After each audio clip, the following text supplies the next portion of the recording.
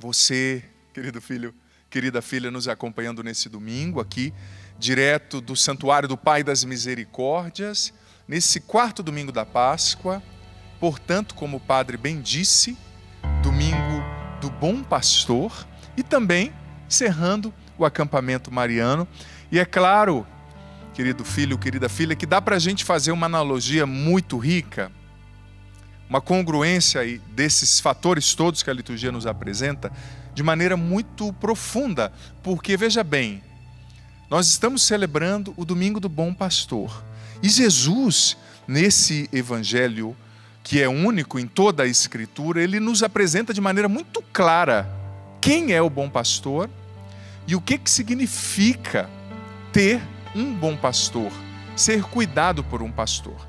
Mas antes de entrar na reflexão acerca daquilo que a liturgia nos apresenta, antes de refletir sobre a realidade do bom pastor, eu quero começar com uma frase de São Luís Grignon Maria de Montfort, na qual ele nos afirmou o seguinte: São Luís Maria Grignon de Montfort: a quem Deus quer fazer muito santo, Deus o faz muito devoto de Nossa Senhora. Veja bem, São Luís de Montfort: a quem Deus deseja fazer muito santo, muito parecido com Ele, Ele o faz muito devoto de Nossa Senhora. Ele o faz um imitador de Nossa Senhora. Até mesmo porque, você sabe, dá um pouquinho de retorno do teclado aqui para mim, por gentileza. Pode colocar isso. Até mesmo porque você sabe que no Concílio Vaticano II, não existiu um documento específico sobre Nossa Senhora. Mas os padres conciliares, o Concílio Vaticano II foi proclamado por João XXIII, concluído por Paulo VI, um concílio muito importante, mas não é que eles deixaram de lado Nossa Senhora. Nossa Senhora estava presente em toda a reflexão do concílio, em especial no documento chamado Lumen Gentium, no número 8. Os padres conciliares ali disseram o seguinte: Maria é o perfeito tipo de igreja, ou seja, ela é o modelo de virtudes cristãs, o modelo perfeito de cristianismo ao qual todos nós devemos imitar. Nossa Senhora é um modelo do que eu e você precisamos ser, viver, fazer. Ela é um modelo para mim e para você, disse o Concílio Vaticano II. E, repito novamente, São Luís: quem Deus quer fazer muito santo, Deus o faz muito amigo de Nossa Senhora. Eu vou trocar aqui a palavra devoto pela palavra amigo. Deus o faz muito amigo de Nossa Senhora, porque Nossa Senhora, ela é aquela que nos forma, é uma das características de Nossa Senhora. Ela gerou Jesus no seu ventre, ela educou Jesus como mãe, e ela também recebeu de Deus, no livro As Glórias de Maria, Santo Afonso Maria de Ligório nos ensina que Maria recebeu de Deus essa função, essa missão de formar no seu ventre os filhos e filhas de Deus para serem a imagem de Jesus, para imitarem o seu filho Jesus. Então Maria nos ensina, é bom demais, é boa coisa ser amigo de Maria, viu? É boa coisa imitar Nossa Senhora, porque imitando Nossa Senhora, nós estamos debaixo de uma proteção muito singular. Quando você se torna amigo de Maria, você de fato está debaixo de uma proteção muito especial, porque ela recebeu de Deus essa autoridade de intercessão para interceder, para nos guardar. Mas enfim, feita essa introdução, depois eu vou voltar com Maria no final da reflexão, eu quero refletir um pouco sobre aquilo que a liturgia de hoje nos apresenta. Você sabe que depois que mataram Jesus, os discípulos ficaram com medo, mas Jesus ressuscitado apareceu, ora aqui, ora ali. Mas precisamente no dia de Pentecostes, naquela época a festa judaica do Pentecostes era chamada de Shavuot, que era a festa onde eles celebravam a aliança que tinha sido feita com Deus no Monte Sinai, através de Moisés, a entrega da lei. Naquele momento o Espírito Santo veio sobre os apóstolos e Pedro fez, primeira leitura de hoje, uma fantástica pregação, que disse à leitura que como fruto dessa pregação, como fruto dessa pregação, 3.000 pessoas foram convertidas. E veja bem, naquela época não se tinha microfone como agora, não se tinha amplificadores de voz. Então, ou seja, o negócio foi tão contagiante que a impressão que dá é que um foi falando para outro, né? E a primeira leitura apresenta o seguinte, no versículo 37 da primeira leitura diz o seguinte, que eles ficaram aflitos de coração. E o original, o verbo original que foi usado ali, do grego com o qual o Novo Testamento foi escrito, é o verbo katanisso, que queria dizer o seguinte, não era só uma aflição, eles sentiam como que pontadas no peito, quando eles ouviram a palavra de Pedro. Eles sentiam uma contrição tão grande, quando eles ouviam as palavras de Pedro. Eles sentiam uma dor na alma, sabe? Catanissou, essa aflição. E aí eles perguntaram, ouvindo a pregação de Pedro, depois da pregação, o que nós devemos fazer, Pedro, para fugir dessa ira de Deus, uma vez que nós e as nossas autoridades mataram Jesus, que Deus enviou para nos salvar? E Pedro disse, cada um precisa ser batizado. Sendo batizado, buscando a conversão. Olha só que exemplo de pregação eficaz. A pregação eficaz é aquela que gera conversão. É aquela que gera mudança de vida para melhor, sabe? A primeira leitura nos traz esse evento fantástico.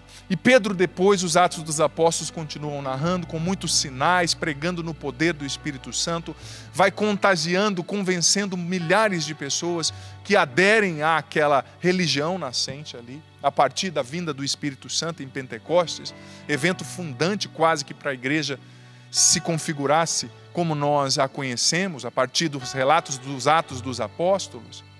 Mas na segunda leitura, o Salmo não precisa nem dizer, né? O Salmo que fala que Deus é o pastor que nos conduz, não nos falta coisa alguma.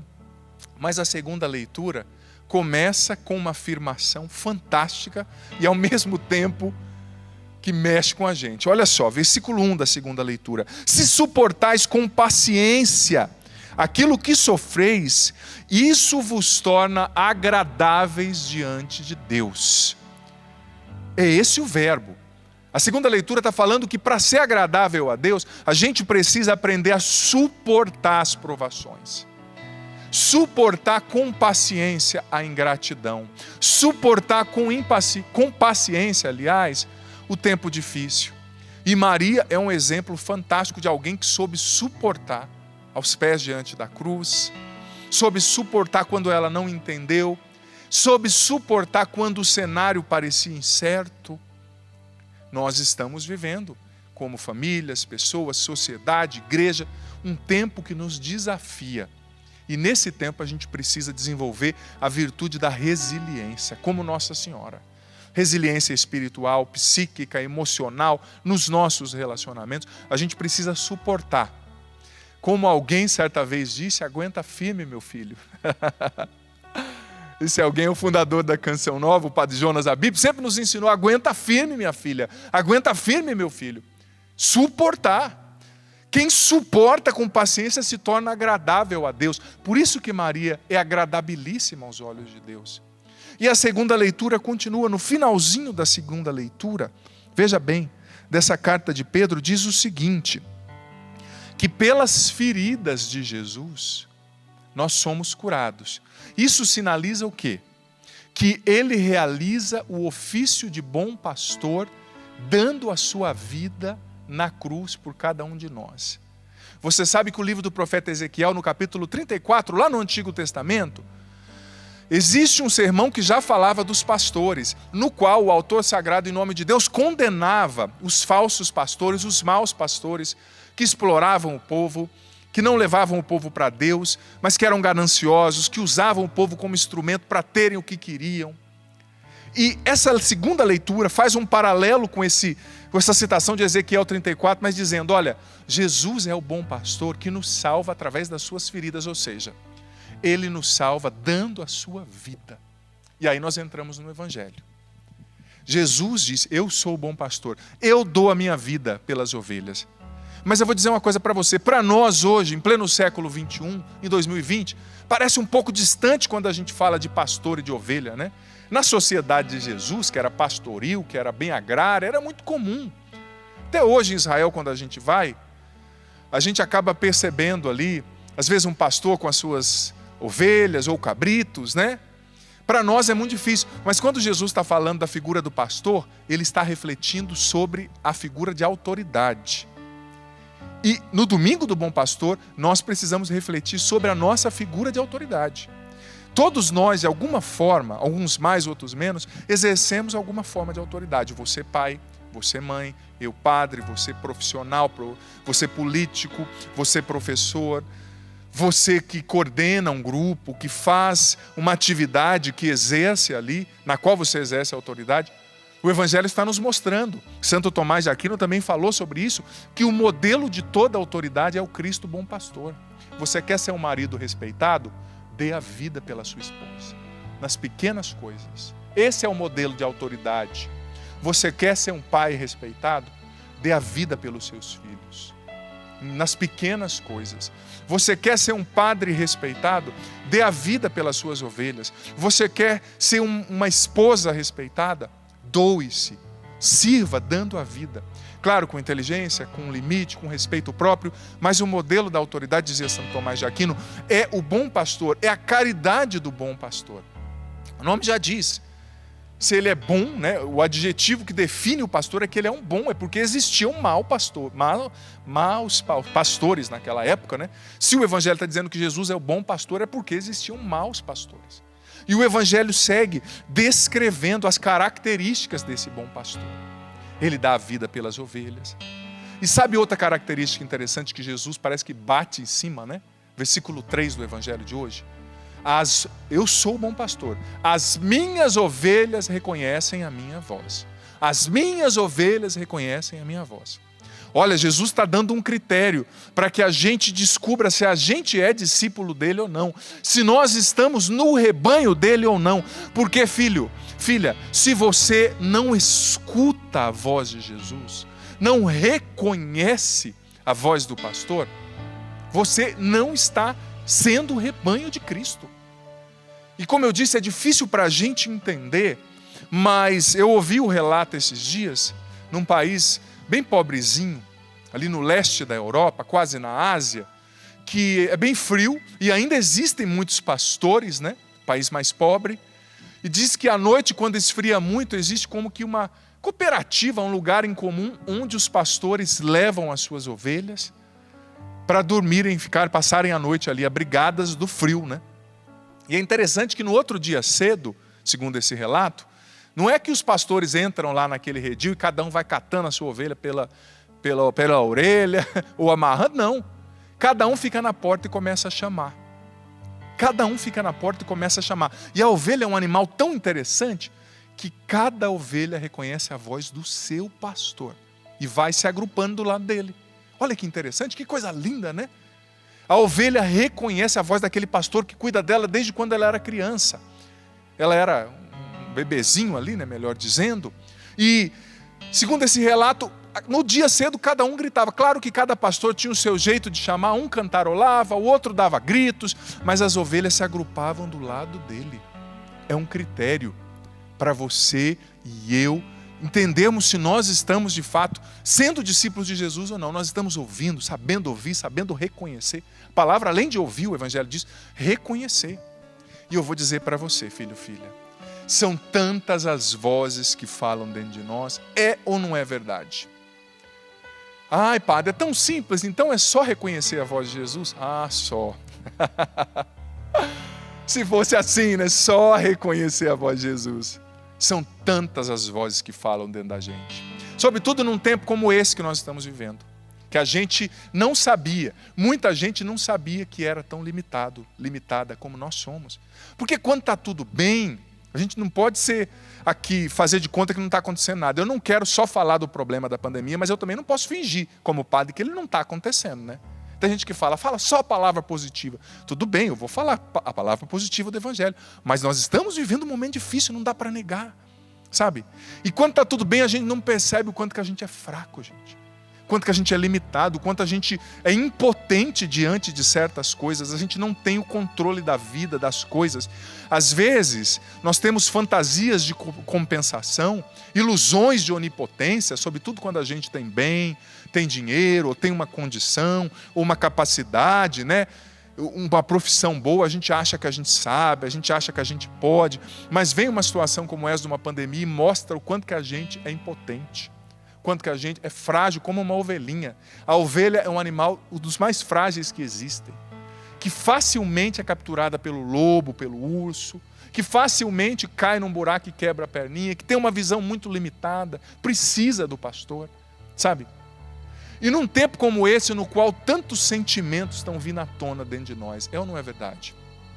Você fechado dentro de casa já há tanto tempo nessa quarentena, você com essa perda financeira, você empresário, você pai de família, você desempregado, você idoso, idosa, você criança, você doente.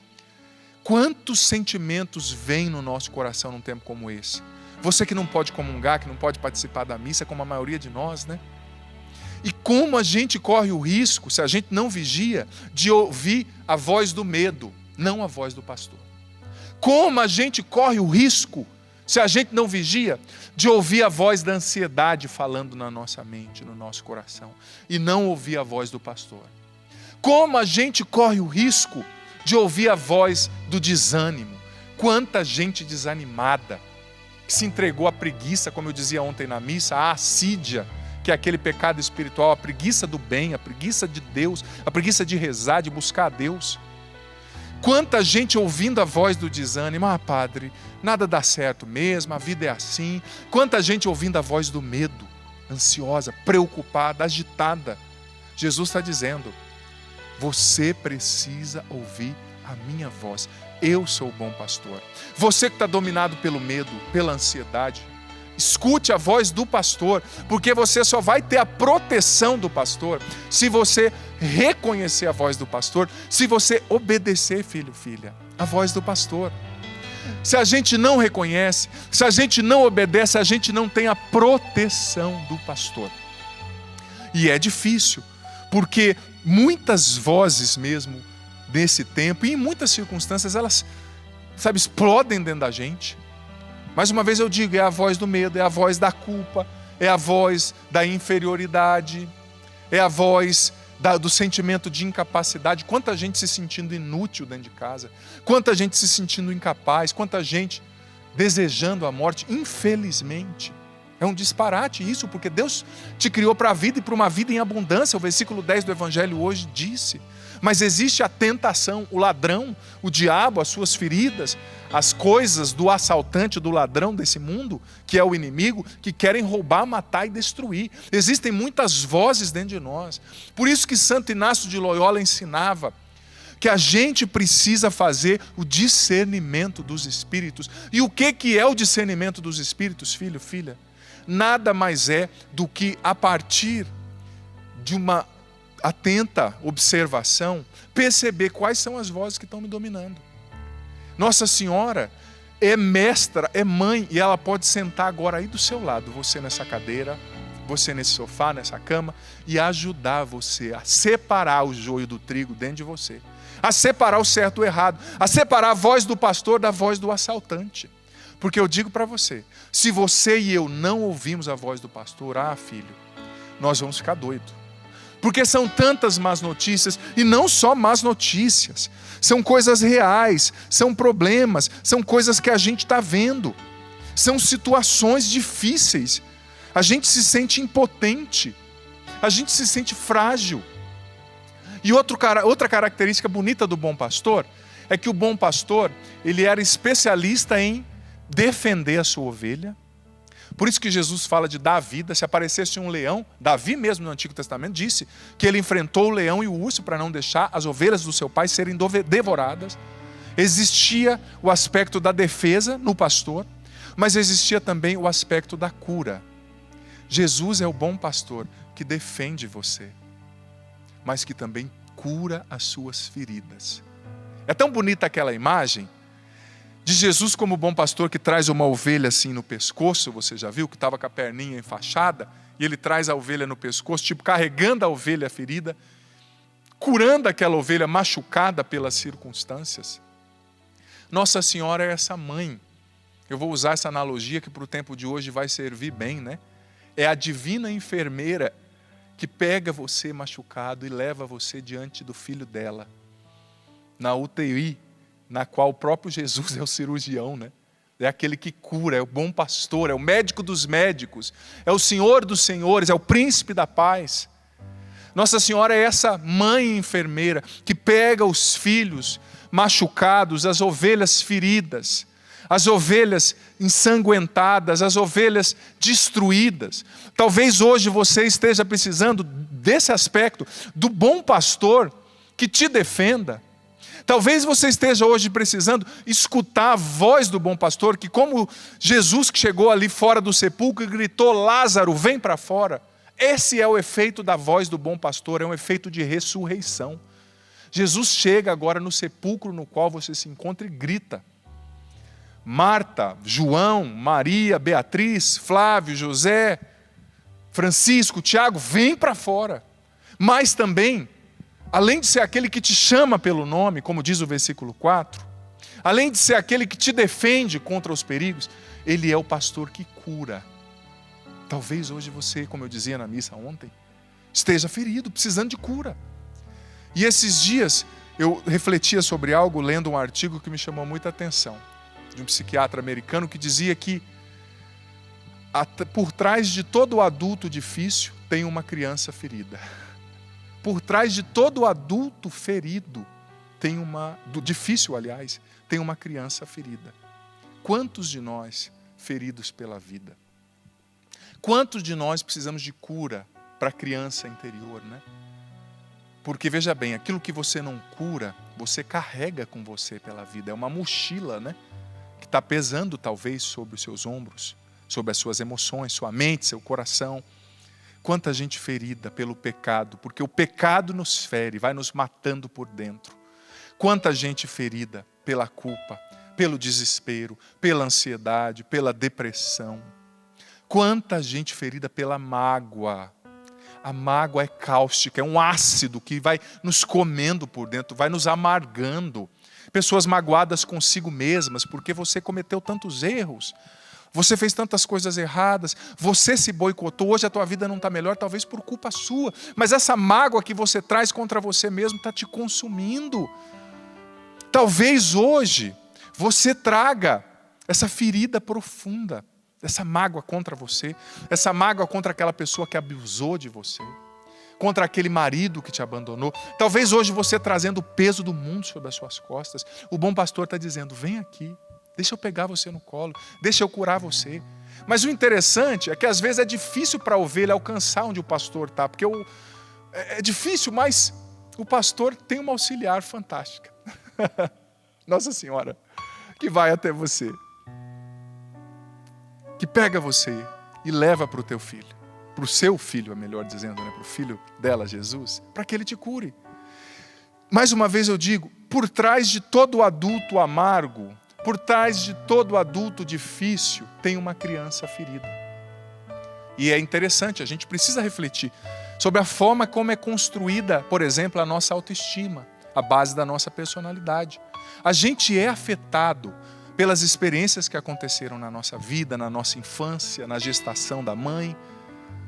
Talvez você, como criança, não estamos aqui para culpar os pais que fizeram o melhor, não é fácil ser pai e mãe, eles também tinham as feridas deles, mas a gente precisa reconhecer quais são as nossas feridas, né?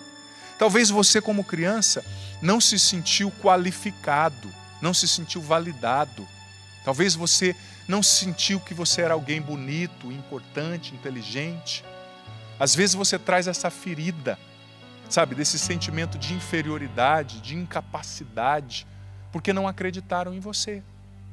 Ou talvez porque te superprotegeram. A superproteção de um pai e de uma mãe estraga muito, porque você está inconscientemente mandando a mensagem para o seu filho de que ele não é capaz de fazer as coisas, que ele não dá conta dele mesmo sozinho, que ele não é capaz, que ele precisa da mamãe babando, do papai babando, né? Talvez você tenha uma criança ferida dentro de você. Ferida por esse abuso que você não superou. ferida porque você não foi acreditada, ferida porque você não se sentiu valoroso, você não se sentiu qualificado. E é interessante que quando a gente traz uma ferida, uma criança ferida dentro da gente, ferida por um sentimento de inferioridade, por uma frustração, por uma solidão, por uma perda, isso causa uma insegurança de base na maneira como a gente se vê, né? E a gente acaba criando aquilo que é chamado de estratégias de compensação, né? Ou estratégias compensatórias. Você já percebeu que tem gente que não consegue dizer não para ninguém? Está sempre querendo agradar todo mundo? Por quê? Porque no fundo tem uma voz dizendo assim na mente da pessoa, ó, você foi rejeitada lá na infância, lá naquela situação. Então agora você tem que agradar todo mundo para que ninguém te rejeite mais. É uma estratégia compensatória, inconsciente, né? A pessoa não sabe dizer não para ninguém. A pessoa não sabe se posicionar, quer estar bem com todo mundo. Só não fica bem consigo mesmo, porque quem quer agradar todo mundo acaba se desagradando no primeiro lugar, né? O não que você não sabe dizer para o outro é o não que você dá para você mesmo, para a sua saúde, para as suas emoções. Quem não sabe dizer não está sempre se auto-boicotando. Mas às vezes é aquela voz da criança ferida. Você tem que agradar todo mundo, você tem que dizer só sim. Talvez você seja uma pessoa assim, que não saiba dizer não. Porque lá no fundo tem uma ferida, uma criança ferida. Você não sabe dizer não para ninguém. Talvez você é aquela pessoa hiperperfeccionista, porque tem aquela estratégia compensatória na mente, dizendo assim para você, olha, você tem que ser perfeito em tudo, você não pode errar. Se você errar, você não vai ser mais a menininha bonitinha da mamãe. O menininho bonitinho do papai. Claro, eu estou usando a hipérbole, né? Mas é como se a voz daquela ferida que aconteceu lá na tua infância continuasse falando na tua cabeça. Mas Jesus é o bom pastor que conhece você, conhece a sua história, conhece as suas feridas, conhece o seu dilema. Talvez você esteja pensando, mas padre, não é somente essa situação da minha história, não. É o que eu estou vivendo agora nessa pandemia. Filho, o problema de hoje, ele só traz à tona o problema de amanhã, de ontem, aliás, que não foi resolvido. Quando a gente traz muita coisa dentro da gente, é como uma panela de pressão, uma hora estoura. E quando vem aquele vapor de uma vez, estoura. Então, o bom pastor está chegando até você hoje e falando, me entrega essa criança ferida dentro de você. Eu quero curar. Nossa Senhora está chegando até você hoje e dizendo, vem a mim, filho machucado, filha ferida, deixa eu te apresentar o meu filho. Nossa Senhora está chegando até você hoje que está confuso porque só está ouvindo a voz do medo, só está ouvindo a voz do pessimismo, só está ouvindo a voz da mágoa, só está ouvindo a voz do desespero. Nossa Senhora está dizendo para você, como aquelas avós, aquelas mães, né, que sentam assim do lado e vai ensinando, né? Olha, isso aqui é certo, isso aqui é errado. Nossa Senhora quer ensinar você. Porque como eu dizia na missa ontem, é nos momentos mais difíceis que Nossa Senhora está mais pertinho da gente para nos levar ao bom pastor, para nos ensinar a receber a cura que vem do bom pastor, nós, ovelhas feridas. É mais nos momentos mais difíceis que Nossa Senhora está ao nosso lado, para nos ajudar a ouvir a voz do bom pastor, a discernir a voz certa, a não se entregar à voz do desespero, à voz do medo. Gente, e é preciso desenvolver essa resiliência, porque nós vamos ter que suportar. Não tem outra palavra. A segunda leitura foi pedagógica. É suportar essa perda, suportar esse problema, você que é profissional da saúde, essa tensão, suportar o não estar indo na igreja agora, não entregar os pontos, é aguentar firme, meu filho, minha filha, é aguentar firme. Mas você não está sozinho. Nossa Senhora está com você. Gente, é nos momentos mais difíceis que Nossa Senhora está mais perto da gente, para nos levar ao bom pastor. Eu me recordava, hoje eu falava com a minha mãe, um abraço para ela, um beijo no coração, mãe, se a senhora estiver assistindo, tenho certeza que está. Falava com a minha mãe e me lembrava, preparando essa homilia, de algo que a minha mãe só me contou quando eu disse para ela que eu queria ser padre. Eu acho que, mesmo na sua simplicidade, minha mãe foi muito prudente e falou, eu não vou falar isso para o menino, senão ele vai achar que eu estou sugestionando, né, dizendo que ele tem que ser padre, que ele tem que ser isso ou que ele tem que ser aquilo. Mas quando eu tinha aproximadamente 19 anos, depois de ter vivido uma adolescência muito conturbada, eu discerni 19 para 20 anos que eu queria ir para o seminário, depois de fazer uma experiência com Jesus muito forte, através da oração da minha mãe, que me ajudou muito, das pessoas que foram muito importantes na minha vida, na minha conversão, na minha caminhada. Eu tive um namoro e terminei esse namoro sentindo que Deus me chamava para o sacerdócio e fui falar para minha mãe. Então a minha mãe me contou uma história, para ilustrar nessa história, que quando a gente sofre é quando Maria está mais perto da gente. Sobretudo você que é mãe. Não quero puxar a sardinha não, mas já estou puxando. Você que é mãe, você goza de um favor especial de Nossa Senhora. Saiba disso. Ela está pertinho de você. Sobretudo, mãezinha, quando você não sabe o que fazer com seu filho. Sobretudo, mãezinha, quando você se sente perdida. Quando você está sofrendo a depressão pós-parto. Quando você está tentando engravidar e não consegue. Maria está aí do seu lado, sentada do seu lado desse sofá aí, nessa cadeira. Abraçando você agora. E a minha mãe me dizia, eu não sabia da história, que quando minha mãe e meu pai se casaram, eles se casaram em 75. Nós somos do Paraná, a família inteira do Paraná. Mas o meu pai e minha mãe, recém-casados, decidiram mudar para São Paulo, uma cidade grande, né, naquela época. Dava muito, até hoje, né, as cidades grandes oferecem muito mais possibilidade de emprego, de tanta coisa.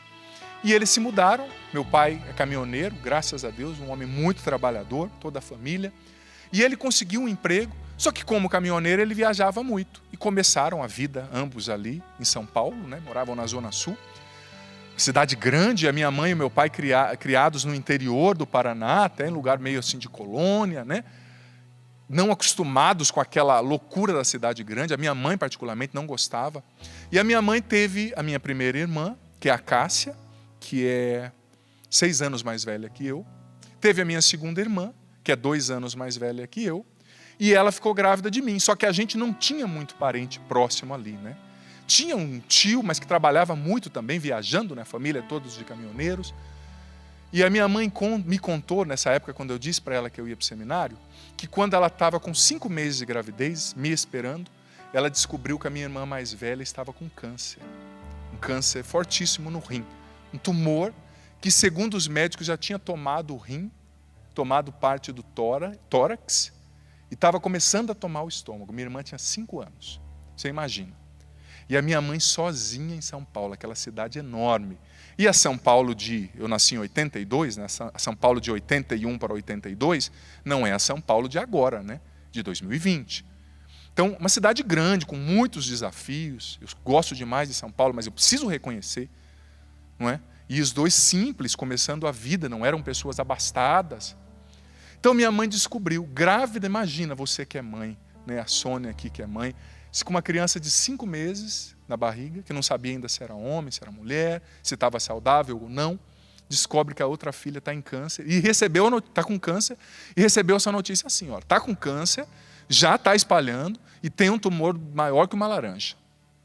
E naquela época, o tratamento, você sabe que é evolutivo, né? Vai melhorando, mas era muito agressivo, gente. A radioterapia, a quimioterapia, era quase expor a pessoa a uma radiação sem precedente. Você imagina isso há 38 anos atrás, né? Como não era. 37, melhor dizendo. E a minha mãe me contou que ela começou a cuidar da minha irmã e o meu pai não podia parar de trabalhar, porque a gente não era rico. Se ele parasse de trabalhar, a gente não ia comer. Ele viajava.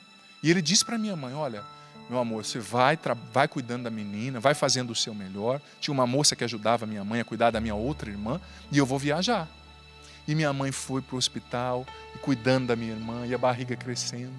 E chegou um momento no qual o médico disse para ela, olha, dona Bárbara, a partir de agora, a senhora não pode mais acompanhar a sua filha, porque a senhora está gestando uma criança. E a sua filha, a partir de agora, vai começar a tomar banho, bem dizer, de radiação. Como eu disse, naquela época era diferente. Uma gestante não podia estar lá. Não era intravenoso como hoje, uma injeção. Era o banho mesmo, radioativo, né? Eu não sei tecnicamente explicar, mas minha mãe, do jeito dela, me explicou. Então o médico disse, você não pode estar mais com a sua filha. Eu sei que é triste, mãe, mas você vai matar essa criança. Agora se coloca no lugar da minha mãe, você que é mãe. Ou você que não é e pode imaginar. Sozinha numa cidade enorme. A mãe dela a quilômetros de distância, lá no Paraná. Grávida de uma criança, sabe? A outra filha morrendo, o marido viajando. E ela tinha que pegar ônibus para ir até o hospital. Minha mãe desesperada, não sabia o que fazer. Sabe o que ela fez? A melhor coisa possível e imaginário que uma mãe pode fazer. Ela me conta que ela estava num hospital chamado Nossa Senhora de Nazaré, e ela chegou diante de uma imagem de Nossa Senhora. Olhou para Nossa Senhora como que dizendo assim, e aí mãe, o que eu faço agora? Somos só nós. Para onde que eu vou? Aí que eu digo que Maria escuta, ajuda a gente a escutar a voz do pastor, né? Parou diante da imagem de Nossa Senhora, rezou um pouquinho, olhou para a imagem de Nossa Senhora, e parece que na imagem, pelo que eu entendi que a minha mãe me disse, né? Nossa Senhora estava grávida ainda, imagina. Minha mãe olhou para aquela imagem, colocou a mão na barriga e disse o seguinte: Virgem Maria, a partir de agora, essa criança que está no meu ventre, eu não sei se é homem, não sei se é mulher, não sei se está vivo, se está morto, a partir de agora ela colocou a mão na barriga e disse: essa criança é tua, eu consagro a você. Eu não vou mais cuidar porque eu não posso, eu não consigo. Eu não vou abandonar minha filha para morrer sozinha. Eu não vou, eu não posso. A senhora é mãe, a senhora sabe o que eu estou dizendo, a senhora viu seu filho morrer, a senhora está comigo. Claro que a minha mãe não falou com todas essas palavras, na sua simplicidade, né? Ela fez o mais importante. Olhou para Maria e disse: mãe, me ajuda. E ela me consagrou a Nossa Senhora, ali diante daquela imagem. Disse para Nossa Senhora: olha, é teu. E diz a minha mãe que depois disso ela seguiu cuidando. Deixa eu ficar aqui pertinho da mãe.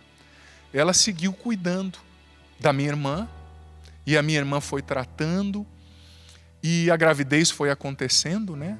Minha mãe, tadinha, não conseguiu dar tanta atenção para a gravidez. Não é que ela foi desleixada, mas ela não conseguiu. Se coloca no lugar, né? Sozinha, marido viajando, longe da família, filha morrendo. E a minha irmã estava de mal a pior. E a minha mãe começou a rezar todo dia com Nossa Senhora e fazer promessas a Nossa Senhora, consagrando eu, que estava ali sendo gestado, e a minha irmã, que estava ali naquela situação difícil. E conta minha mãe que a situação da minha irmã foi ficando muito difícil. Ela tinha que fazer 20 sessões de radioterapia, mas ela só conseguiu fazer 19. E quando a minha mãe estava para se internar, para dar a luz para que eu nascesse, o médico disse: mãe, é a hora da gente operar a sua menina, a Cássia. Você nos autoriza? Não tem o que fazer, mãe, o tumor está muito grande. E a minha mãe de novo foi diante da imagem de Nossa Senhora, falou: Maria, somos nós. Me ajuda a escutar a voz do bom pastor, né? Claro, eu estou contando do jeito como eu entendo, né? Talvez tenham detalhes que a minha mãe sabe melhor que eu, mas foi assim que ela me contou que eu consegui aprender a entender. E, gente, sem brincadeira, a minha mãe me conta que o dia que ela se internou para dar a luz de mim, para que eu pudesse nascer, no mesmo dia ali, na mesma semana, a minha irmã fez uma cirurgia e tirou um dos rins onde estava o tumor. Diz que tinha 700 gramas, mais de 700 gramas, o tumor cancerígeno no rim da minha irmã. Ela tirou um dos rins, ficou só com um. E seria muito difícil ela escapar daquela situação. Mas eu vou dizer para você. Os médicos, a médica que cuidava da minha irmã, que é muito amiga da minha mãe sempre falou muito dela, até hoje não sabe explicar certamente assim, cientificamente, o que aconteceu com a minha irmã.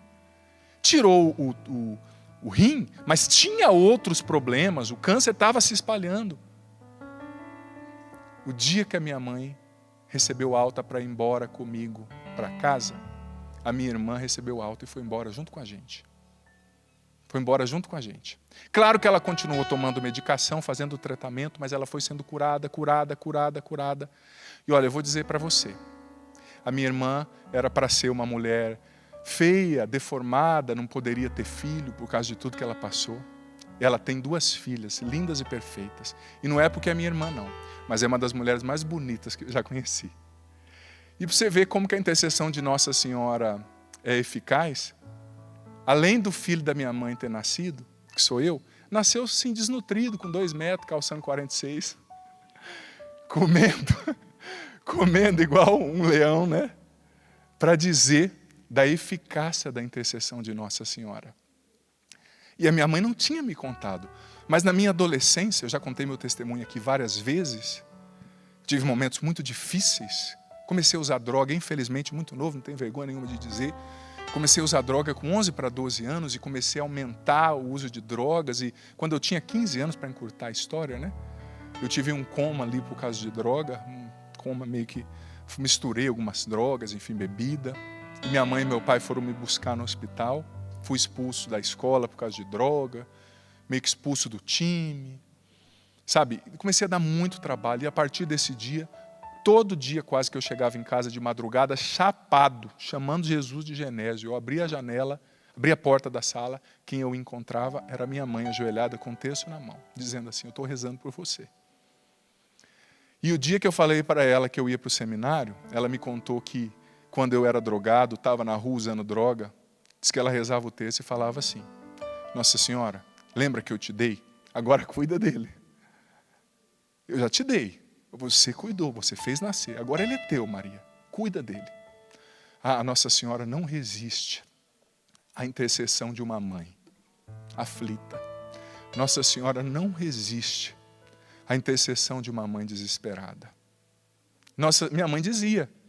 Aí quando eu falei para minha mãe, graças a Deus, com 17 anos eu fiz um retiro na igreja, depois de muita oração da minha mãe, ajuda de muita gente boa, tive o meu encontro pessoal com Jesus, fui batizado no Espírito Santo, me libertei das drogas, né? Mas quando ali com 19 para 20 anos eu fui dizer para minha mãe que eu queria ir para o seminário, aí ela me contou toda essa história. Só ali, olha só, ela me respeitou, né? Não sei se antes também eu ia querer ouvir, naquela vida doida, né?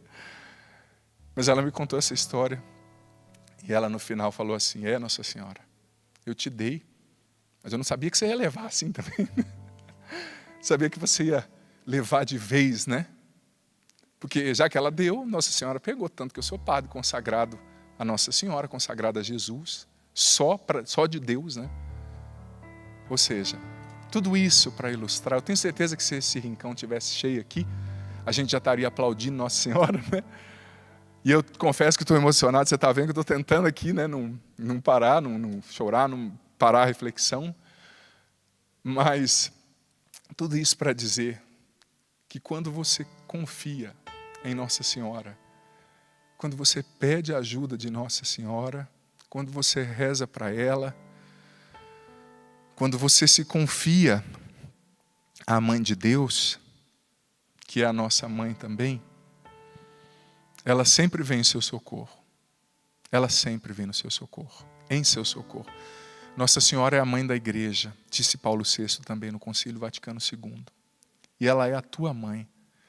Você, mãe, com filhos igual o padre Adriano Zandoná antes da conversão, e olha que eu dei trabalho, gente, só via rock satânico, plantava maconha no fundo de casa, escondida da minha mãe. Tinha os namoros, tudo errado, quase fui pai novo, tudo que você achar de ruim. Mas o que é de Nossa Senhora? Quando uma mãe, você não tem noção da tua autoridade espiritual sobre o teu filho. Pai, você não tem noção. Coloca a mão sobre essa criança, sobre esse filho que está na droga e reza, consagra, fala, Maria é teu. Você talvez não está vendo, a ação de Nossa Senhora é discreta. Mas quando a gente consagra, ela sempre age em nosso favor. Você mãe, você pai, você doente, você lutando contra o vício da droga, você desempregado, você não está sozinho. Você tem mãe. A mãe que vai te levar a Jesus, bom pastor, para curar suas feridas. As feridas da tua alma, a criança ferida dentro de você. A mãe que vai levar você ao bom pastor e vai te ensinar a ouvir a voz dele.